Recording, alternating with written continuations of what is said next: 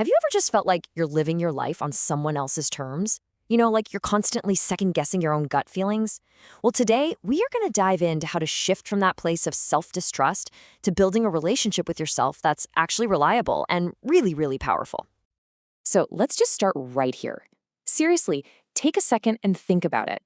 When was the last time you had a gut feeling, a little instinct, or even just a quiet preference, and you actually went with it?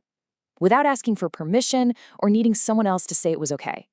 This one question, it's at the very heart of everything we're about to explore. Okay, so if you had a hard time answering that last question, trust me, you are not alone. And what's so important to get is that this feeling of self-distrust, it's not some kind of personality flaw. It's a habit. It's actually a habit that we learn over time, and usually we learn it with the best intentions. I mean, think about it, right? You're in a meeting, you have a great idea, but you stay quiet so you don't rock the boat. Or you get a weird feeling about a situation, but you just go along with it to keep everyone happy.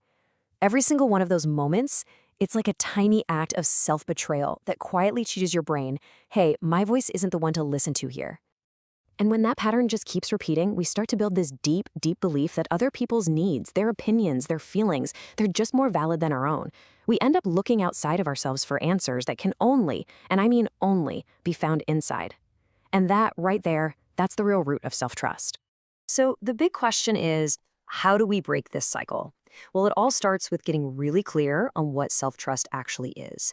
Because let me tell you, there is a massive myth out there about what it's supposed to look and feel like. We tend to mix up self-trust with this idea of loud, unshakable, almost performative confidence. You know the type, the person who's always on, always the loudest voice in the room. But that's the myth. The truth is, real, lasting self-trust isn't some personality trait you're born with. It's a practice. And it's quiet. It's consistent. It's all about what you do when absolutely no one is watching. And this brings us right to the core of this whole explainer. You cannot just think your way into trusting yourself. It doesn't work like that. Self-trust is something that is built, not found. It's all about the tiny choices you make every single day. Things like choosing to take a 5-minute break when you're feeling totally overwhelmed, or choosing to say no to something that you know is just going to drain you.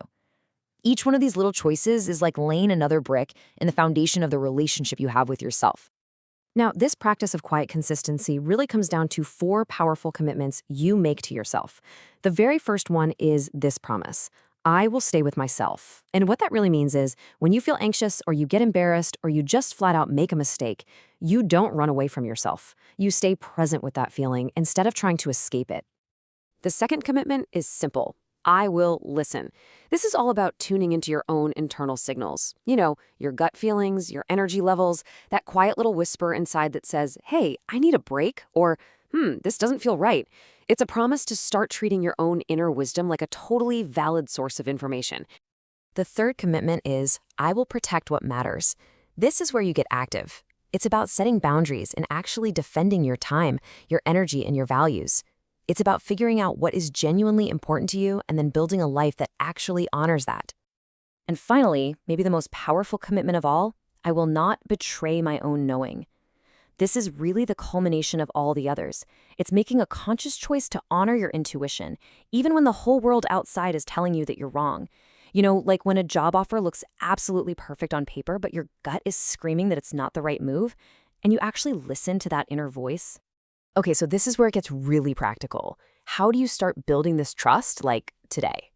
I want you to think of it like making a deposit into a bank account, but this one is your self-trust account. Look at this list. These are not huge, life-changing moves. They are small, totally manageable actions. Keeping a promise to yourself could be as simple as drinking that glass of water you said you would. Following through could just be sending that one email you've been putting off. Just pick one. One small act of integrity with yourself. All right, now take that one action you just picked and plug it right into this sentence. For example, I trust myself because I kept my promise to go for a walk.